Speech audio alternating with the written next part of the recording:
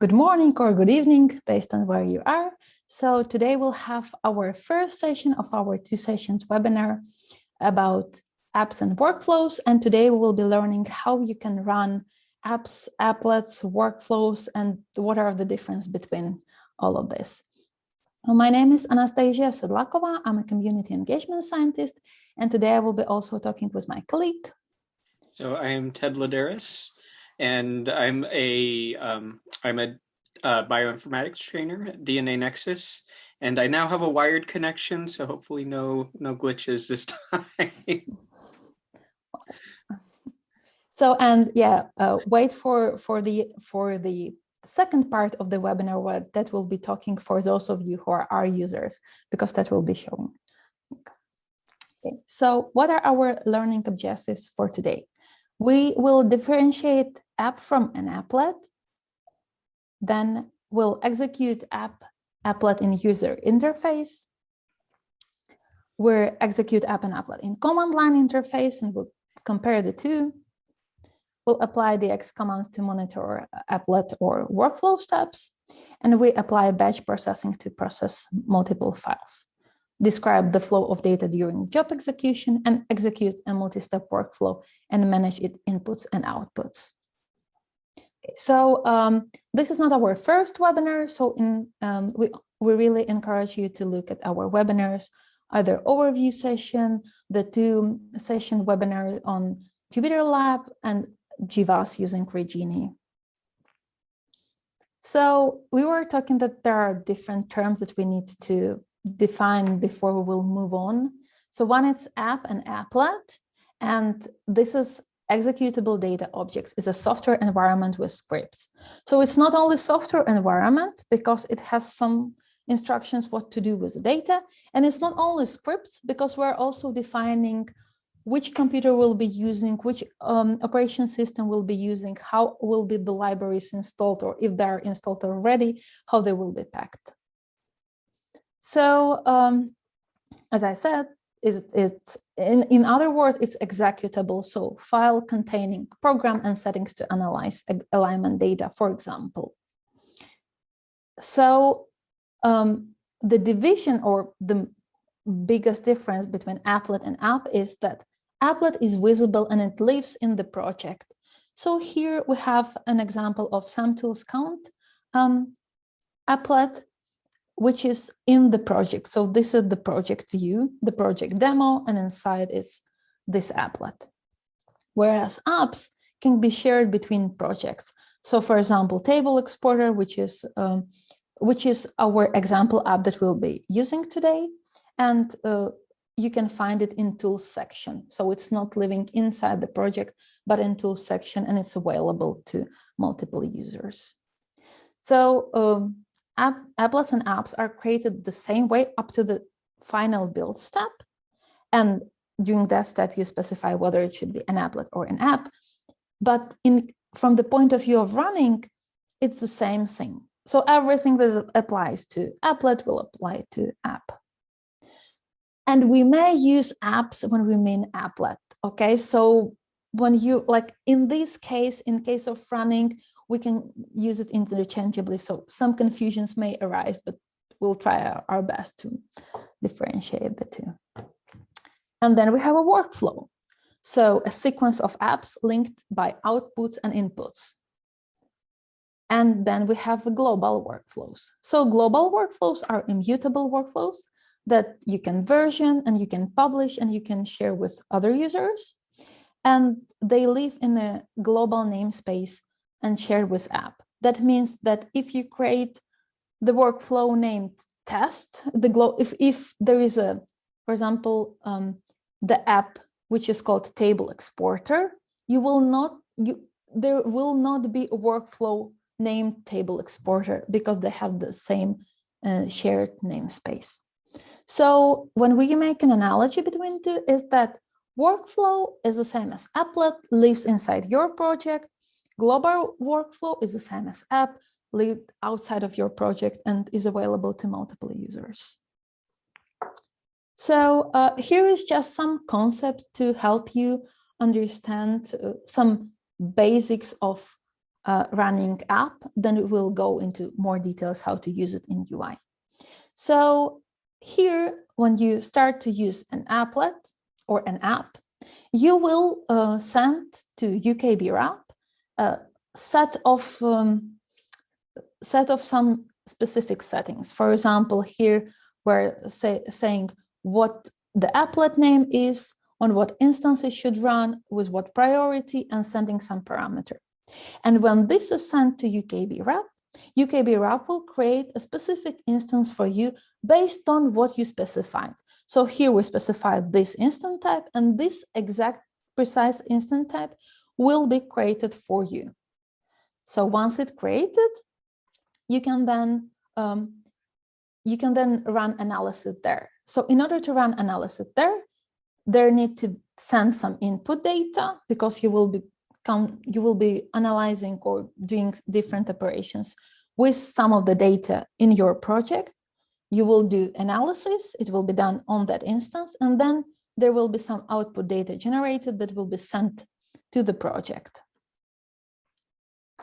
So with this basic concept that we understand what is actually done when we are started to run our app or applet, and when the app or applet is running, let's now look how we can do it in user interface, and then we will repeat the same thing in command line interface. So here, again, just like a quick overview. So this goes like back to command line, but we will return to it. So if on your machine, you will use this this command to run your applet, which then go to storage, to the project storage. And from that project storage, you will send the file to your worker machine that was created by UKB wrap. In that worker machine, you will perform some analysis, and then the output will send it back to the project storage. So this is again in a detail. And why we're actually showing you the different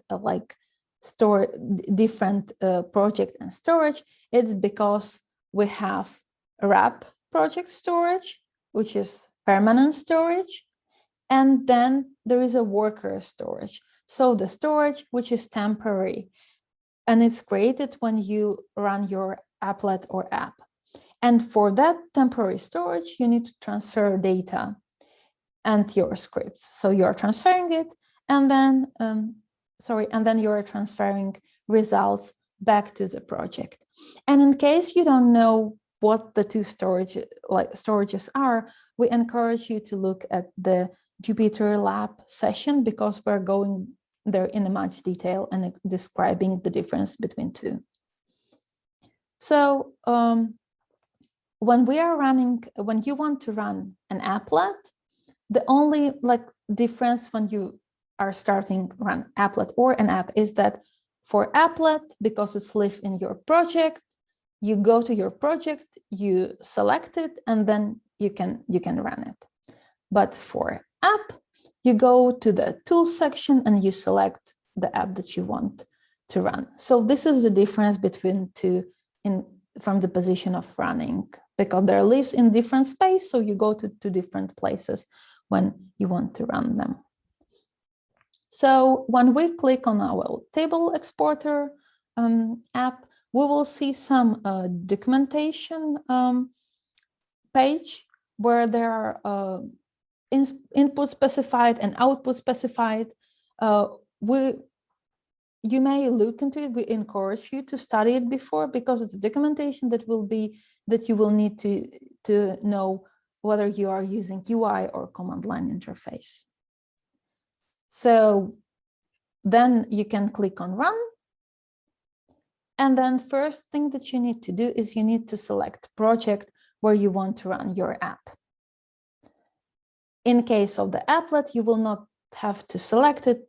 Why? Just a sanity check, because your applet is living in the one particular project. That's why you don't have to do that. Okay, so back to our table exporter app. We can set our execution name, so it will be distinguishable when we will be monitoring it later. We can set output folder, priority, and spending limit. And in case you want to look more about priorities, you can look in this documentation link provided. So this was, what I forgot to point in, that we'll have 3 different tabs here. So first is analysis setting, then will be the grow, like the parameters itself, and there will be settings for the instance that will be created. So let's go to the parameters of app itself. So table exporter app, just to make a quick summary for you, is that if you have data set or cohort, you can extract this data. We're talking mostly about phenotypic data, and you can extract the whole cohort, or you can extract some fields from data set. Because UK Biobank dataset is very huge, we do not recommend you to extract the whole data set because it would end up with like a lot of money. We really recommend you to first explore what field you have based on your application ID, and then select the relevant fields. Okay. So here we're selecting cohort or data set. We're saying what would be the CSV file prefix. Here it's multiple underscore jobs, because I was interested in some fields. Then there is a file format, which is CSV, coding options, and header style. In case you don't know what this is, I again encourage you to look at our Jupyter Lab session when we are going through the retrieve data, and it will be the second session with Ted, when Ted is looking into Spark dataset and extracting fields. Then we're selecting entity, which is participant for the phenotypic data, and we're selecting field titles, which is sex and year of birth. So now we'll move to our third tab to look at our instance settings. So for instance, we'll have the default settings and default number of default count, which will be also 2. Okay, so by this, we can click run and our job is running. So how can we monitor and see whether the job was successful or not? We can do that using monitor section here. So, for example, here you see the name of the job, status, what version of the app was used, who was using it, and some other information, including costs. Here, cost is final because job and status done. When the job will be running, the cost will be estimated. So for successful job, they go through these 3 stages, or the stages that you will see in a monitor section. So first, when you hit the run button after selecting all of the settings, it will be in waiting. So first, it will be checking where all inputs are correct, and then it will wait for appropriate instance to be created. Once appropriate instance is created, the app or applet will start running, and that's why your job will move from waiting status to running status. These 2 statuses are kind of like from like what is done under hood. In the monitor section, you will not see these 2 status. You will just see waiting. So once your app or applet is running, it's in the running status. And in case everything goes smoothly, it then go to the done. And you can see more in this link. So here is just like what you will see here: waiting, running, and done. But also, job can be failed. As you can see, here is the status, or can be terminated if it's terminated by the user. So because we're talking about termination, so how you can terminate your job. So there are various ways. For example, you run the batch jobs and you want to terminate them all. You can do that by using by clicking on terminate or all analysis, or you can terminate each job separately. By going your cursor on the job, you will the button terminate will appear, and you can click on it and terminate your analysis or your job. Or you can also terminate inside the job itself. So how can you go there? And it will be going there in a moment. You can click on the job name and you will be inside of the job view where you can terminate job that is running. So with the successful jobs, you're actually like, you can celebrate, you can drink a coffee, you can do like, you can relax, but with a failed job, you need to debug, you need to define what was the problem. So how can you do that in UKB Wrap? So first thing that you can do is you can view log, or you can view log here. So these two are the same, and you will see the log that contains standard output, standard error, and some info of logging. So for example, here we see some errors, then we can then debug. What you can also look is you can look to check job settings. So here you will see what instance type was used. This could help you for some debugging purposes. For example, in case that there was a problem with memory, you can check what instance you used and then use the bigger one, for example. What you can also do is that for failed jobs, you will see the red button Send Failure Report. And when you click on it, the report will be generated for you with some of the details of your job and some details of who ran the job, when, and so on, like what instance was used and so on. And this report will be sent directly to support at UK Biobank /support@dnanexus.com. What you can also look that could help you to debug both in successful and unsuccessful jobs is look at the inputs and outputs. So inputs will show you all of the settings of the app itself. So here we see the cohort, we see the output prefix, what type of file we wanted to extract, and some other settings. And because the job was successful, output was generated. And when you click on this output, it will show you the output file in the project.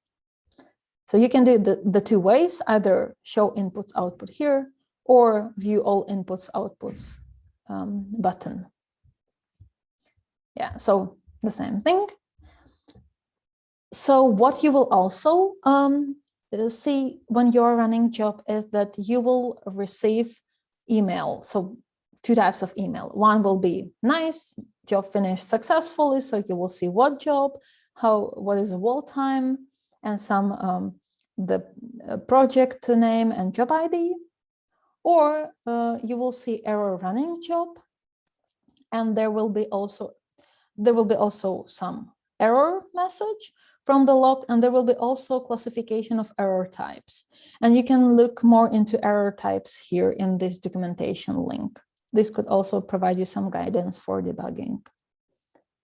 Okay, so this was the UI part. Now we will try to replicate the same thing using command line interface. And in case you are just starting with command line interface in UKB Wrap, I encourage you to look at the TED recordings for some introduction videos for command line interface.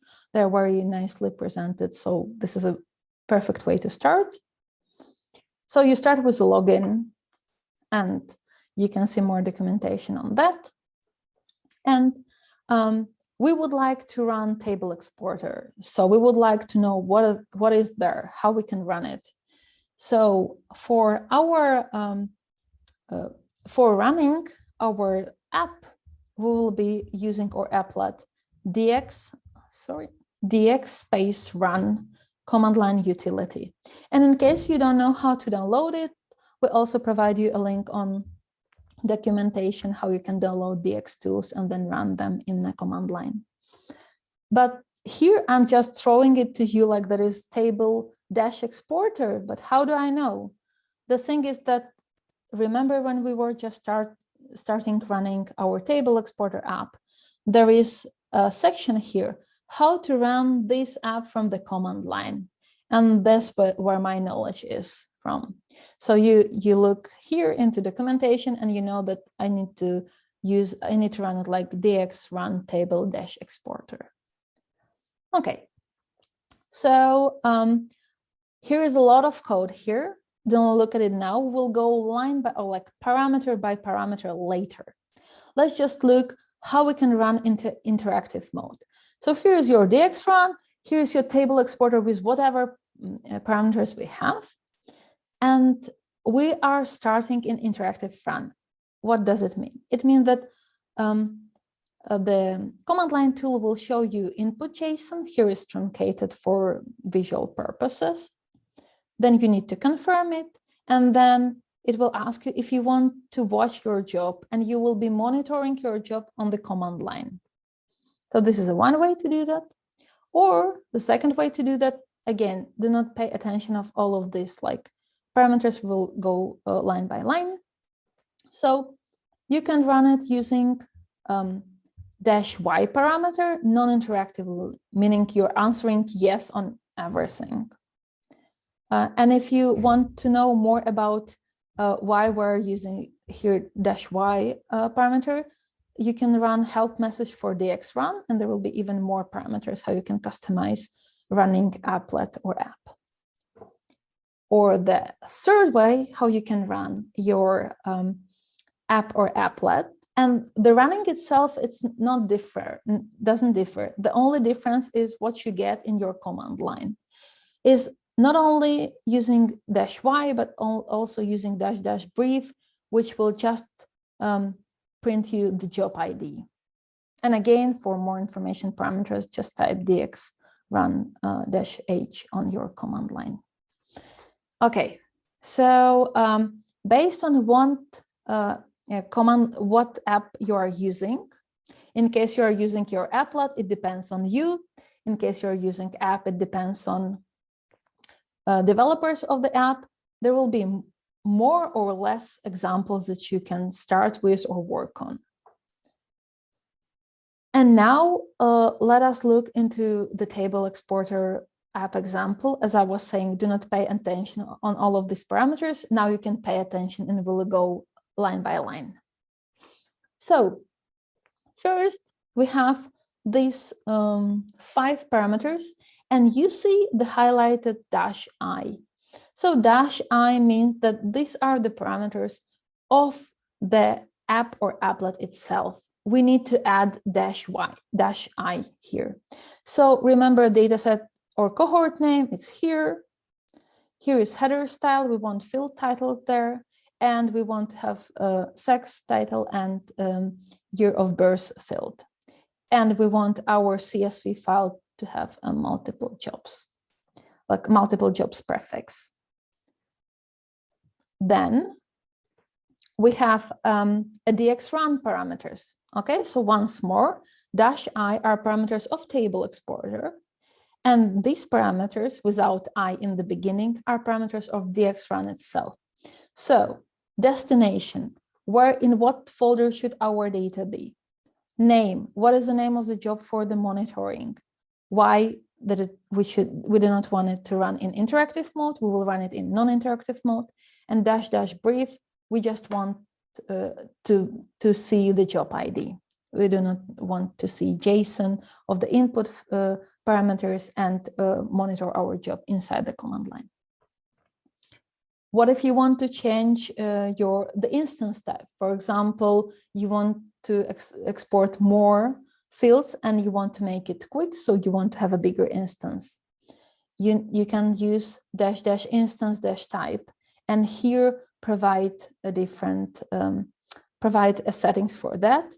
And so you see here there is a main. I think that Ted will cover it on the second session, how you can, with some more examples. But you can also just type in command line dx run -instance -type -help, and there you will see some examples how you can specify this parameter. What you can also do is you can also use clone parameter to clone your job, or you can clone it just some part of it and change some other parameters. And we advise you, in case you want to do that, to look in this documentation and to learn more. So now that our job is running, we also need to monitoring, the same as we had it with UI. So for that, we can use DX watch, and we can watch inside the command line interface, where we're using DX watch tool, and we're providing job ID. Or another thing that we can look into is look into DX describe and also provide job ID. And here will be there will be a lot of different settings of this job, like output, different like region, and so on. So we can use this tool also.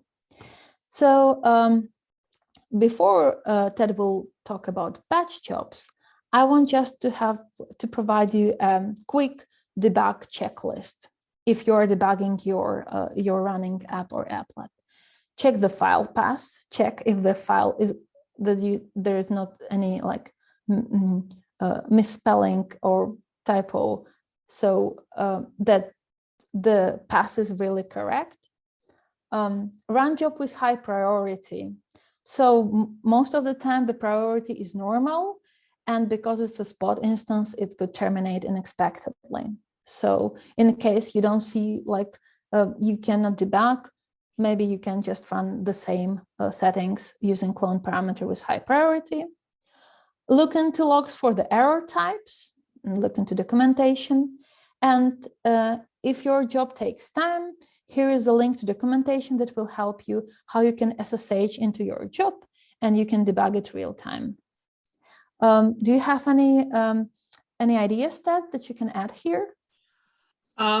This is a good checklist. But yeah, I mean, I would really emphasize looking into the error logs. I mean, that will give you an idea of the of what's going on inside the worker. Okay, so now it's yours. So you can talk about batch jobs. Great, thanks, Anastasia. So let's talk about batch execution and monitoring. So far we've talked about kind of running an app on a single file or like a single set of files, but what if you want to do the same job over a bunch of files? So that's the idea with batch execution. So for example, this is one of the folders in the exome sequences folder. So these are CRAM files. Say we want to do something with each of these CRAM files. And you know, the app is set up to only kind of take single files. We'll talk more, and definitely in the next session, we're going to be talking a lot more about app building and how you can kind of adapt. You can kind of make your app either use single files, set of files, or batch execution as well. So the real question, like we're trying to answer here is, so for each of these CRAM files, how do we spawn a single worker per file without doing this by hand? Like, of course, we're all bioinformaticists. You know, this is our job to think about automating things. So just one thing before we get started into batch executions. There is a hard limit of 100 concurrent workers per user. So if you are going to submit more than that many jobs at a time, extra jobs are going to be placed into the job queue. So there are ways to work with this, and I will talk about this in the end. So again, this is like a little bit of code, but the idea is like we've got a folder of multiple files here. So we've got that folder that we were looking at, and we want to run something on the CRAM files. So let's go over this code in detail.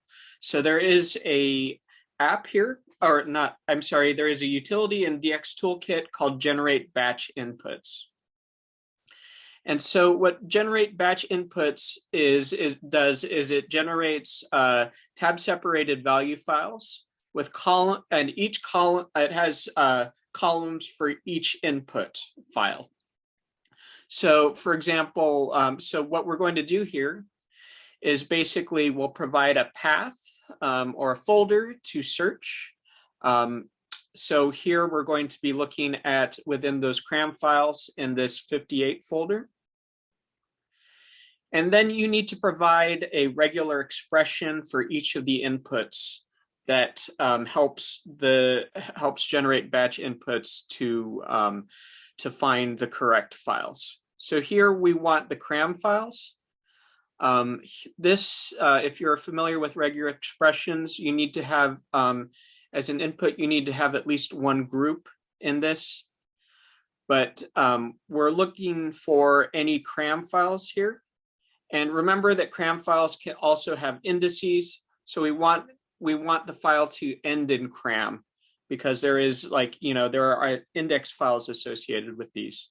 So we add this $sign to indicate the end of the string. So it is not going to pull those index files into this input.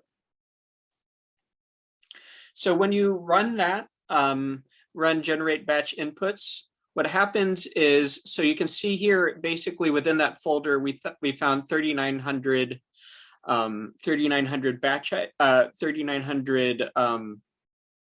cram files. And so what batch inputs is basically going to do is it's going to separate those 4,000 files into eight TSV files of 500 each. And so these are the inputs then that you basically submit into DXRun. So, and again, this pattern is really made for a single worker per file. But I'll talk about a Science Corner article that Chai did where you can kind of run multiple files per batch. So if you're curious, this is what the TSV file looks like. So basically, the way this works is that each row in this file is going to be run by a different worker. And each input has two columns in this file. So the first is the input file name. So this is the actual file name associated with it. And this is the input file ID. But so again, it's best to basically let DX or generate batch inputs kind of generate this rather than trying to do this by hand. So here, so this is just an example. So what I'm going to do is I'm going to take the first 10 lines of the batch file and just put it into this DX_example TSV. So we did that using the head command. And then to actually run the DX, to basically do this batch running. So it's much the same as what Anastasia showed you on the command line, except you use this batch.tsv argument, and then you provide the name of the TSV file. One thing that's really helpful when you're running batch analyses is to take advantage of tags. So if there is like a particular kind of analysis, like so for example, like, you have, you're doing an alignment analysis for a lot of files. You might want to tag it with alignment. And the reason for this is that this lets you basically kind of manipulate this whole set of jobs that have this particular tag. And this will be helpful in a second.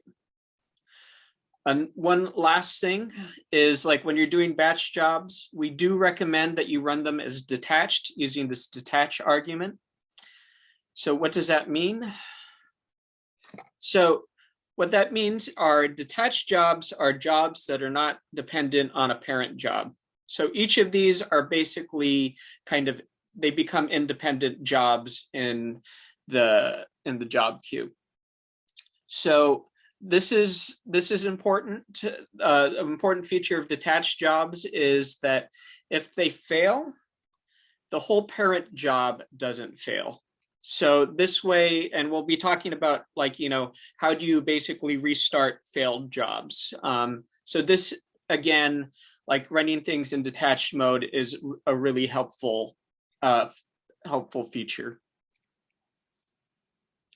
So let's do a little kind of talk about like, when we're actually running batch TSV and visualize what's actually going on here. So I've got my batch TSV file. I haven't added the file IDs here. This is just kind of a little representation. But we want basically a single worker to be created and for each of these files. So on our machine, we're going to run dxrun and then using that batch tool example. So this is going to be submitted to the RAP platform.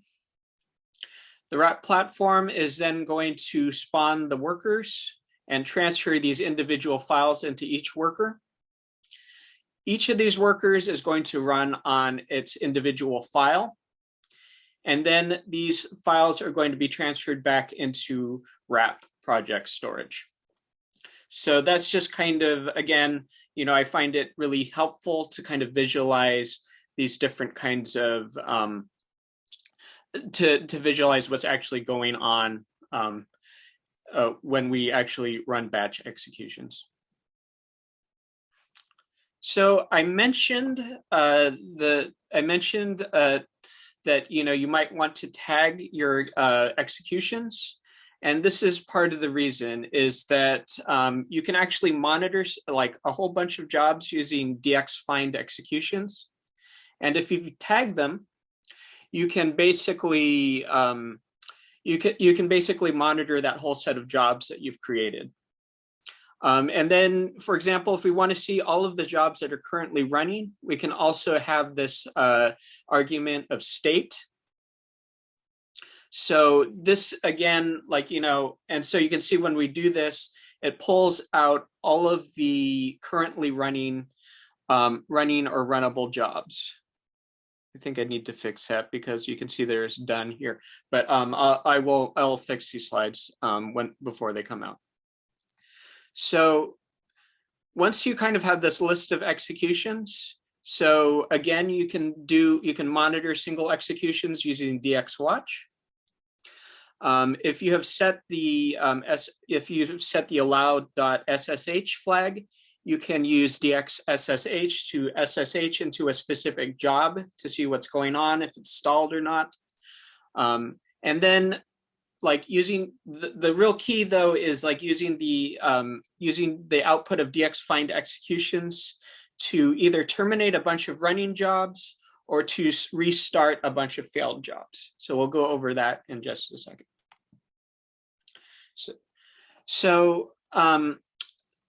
And this happens to all of us. So some jobs may fail to be running on spot allocation, as Anastasia has mentioned before. So if they are running on spot allocation, they can get bumped. So the way to avoid this is to basically run with high priority. But if you like living on the edge and working on a lower priority, I just want to give you the tools for kind of identifying these failed jobs. So if you look here, if we use dx-find executions with this argument of state, and we look for the failed jobs, we can actually use that as an input to make an array of failed jobs. So basically what it's going to do is it's with this version of find executions, because we have this brief flag, it's going to return basically a list of job IDs that have failed.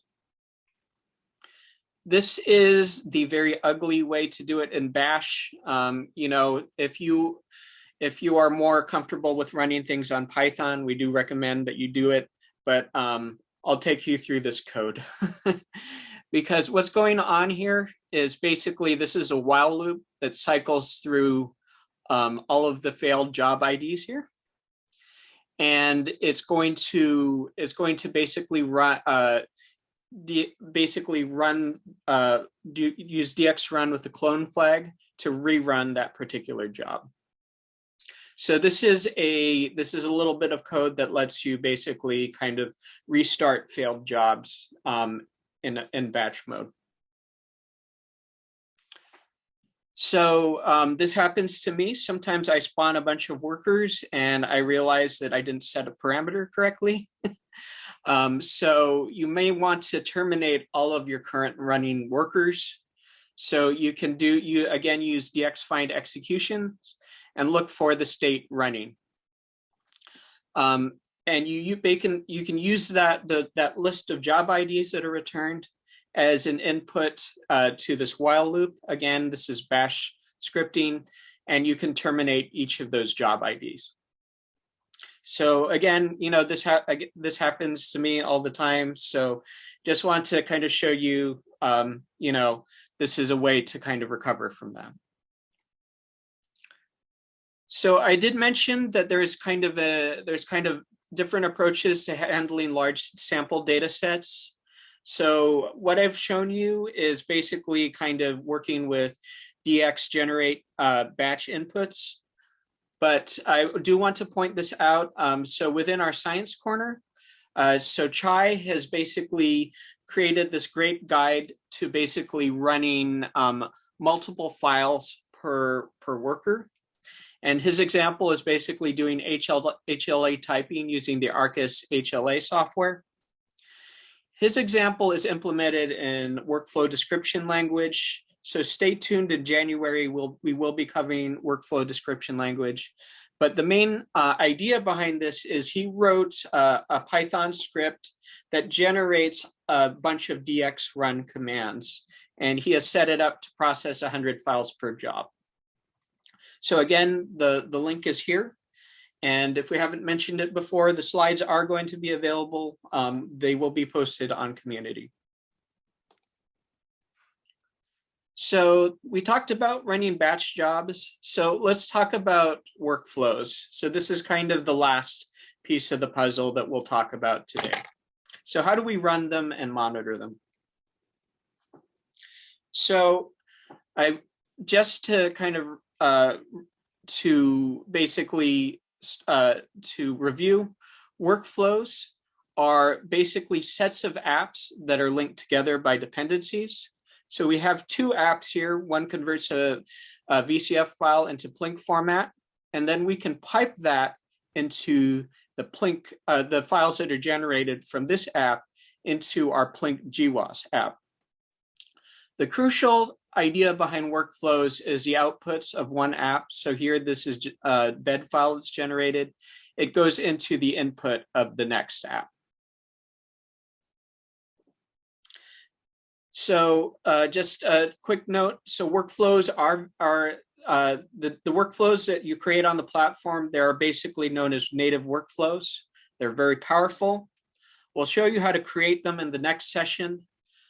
There are a number of tools, like depending on what kind of workflow language that you use. Like, for example, workflow description language or WDL.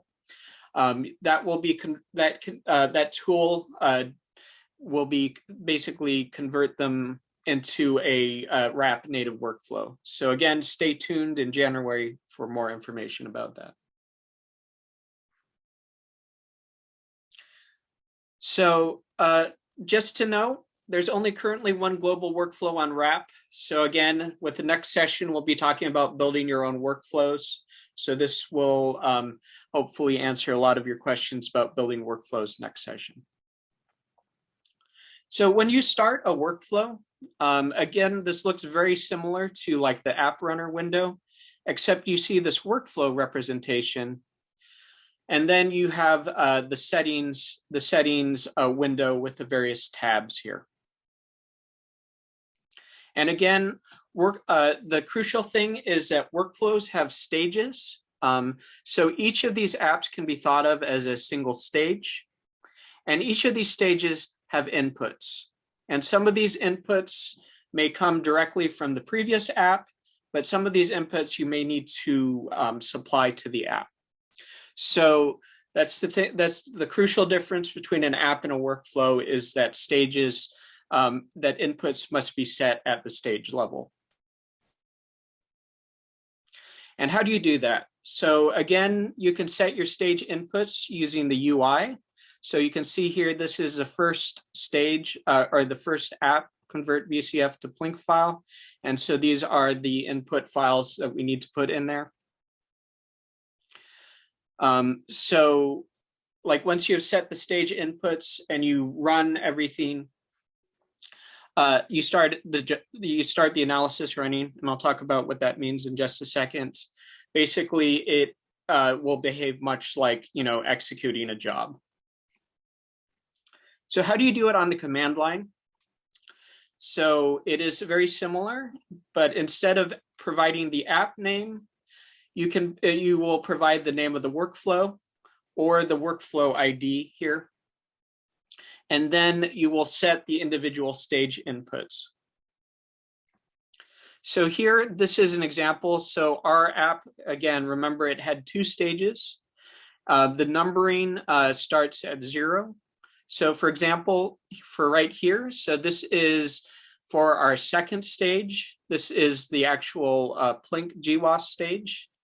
The numbering starts at 0. And then this is that input name for the particular app in that stage. So you can see here, just to do a quick review. So this is the first stage. So input I0, which is specified by -I0, and then you follow it by a dot, and then the name of the input. And then you can set that much like you did with the when you were running things as a job. The alternate way to specify stages is to use the stage ID. So if you do a DX run workflow with either your workflow name or your workflow ID, and you use --help, what's going to happen is basically you'll get this man page, and this man page will give you the exact way that you specify each of the stage inputs.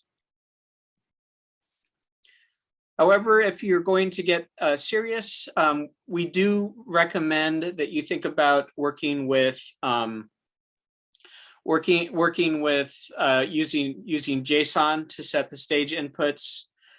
This way is a much cleaner, and if you're like familiar with doing manipulations with JSON tools, this is probably going to serve you better in the long run. So here we're running our workflow. We have this --input--JSON-file argument, and then we provide the name of our JSON file that we want to use as input. So when you when you actually run a workflow, this is where we have to talk about kind of the terminology. So when you're running an app, what you are doing is you are generating a job. When you're running a workflow, you are generating an analysis. So these have different types of IDs on the system. One thing to note is that an analysis can contain multiple jobs, and those jobs correspond to each of those stages. So like I said, if you're actually running a workflow and you're monitoring it, you'll see that basically there'll be kind of the name of the workflow here. And then if you kind of expand that, you'll see the individual jobs that are generated by that workflow. So if you do a find executions on a workflow, so you'll see the parent analysis here, and then you'll see the individual jobs. So again, this is kind of our top level workflow, and these jobs correspond to the individual stages of the app. I realize that this is a different workflow, but you get the main point. And again, each of these jobs has a status, and you can query those within a particular analysis as well. So that kind of wraps things up. So just want to mention again, there are a number of links. So here's there's our quick start community forum, link to our newsletter to kind of keep updated about upcoming webinars. There is a GitHub repository with all of the material, with all of the code that we're sharing. So hopefully you're now able to accomplish these learning objectives. And thanks for sticking with us. And if there's any outstanding questions, we'd be happy to answer them. So far, we just have one open question about, and I was just answering to that. It was about priorities. I think that we can answer it lively. So we were saying about normal priority versus high, but there was a question about low priority. So normal priority is defaultly it will be spot instance, but in case spot instance is not available, then it will be on demand. For high priorities, only on demand instances, and for low priorities, only spot instances. So yeah, I don't know if you want to add something. That was a great explanation. If you want, we can go through the questions that were asked. Maybe I would like to pinpoint one question. There was a question about using screens. So what would you do if you use your DX-Run job, then you are watching it, and then your connection is, you're disconnected, or like I don't know, like something accidentally happened with your computer. So what happens with your job? So nothing will happen with your job, because once you set DX-Run, you already sent your settings. So even though like you will not see you will not watch your job in command line interface, the job will still be running. So and in case you are debugging lively, you can just type dxSSH and just reconnect. Maybe if you want to talk more about how you can reconnect if you're debugging using SSH. So using dxSSH, so there is I recommend looking at the documentation, but it is much like, you are SSHing into a machine that's already running. So it is a great way to see if like the files are the files that you expect them to be on the worker. I do this a lot when I'm testing things out, just to make sure that I've set everything up correctly. And if there's any issues with the software. So Miguel had the question about DX-Run your workflow. So again, so Anastasia answered this question, but do want to highlight this. This only works for DNA Nexus native workflows, but within within a single running worker, as Mate has mentioned, you can run Nextflow or SnakeMake within that single worker. Yeah, and for the WDL workflow, so we have a compiler, DX compiler, that will compile your WDL workflow into native workflow. And as Ted mentioned already, in January, we will have a 2-session webinar for that.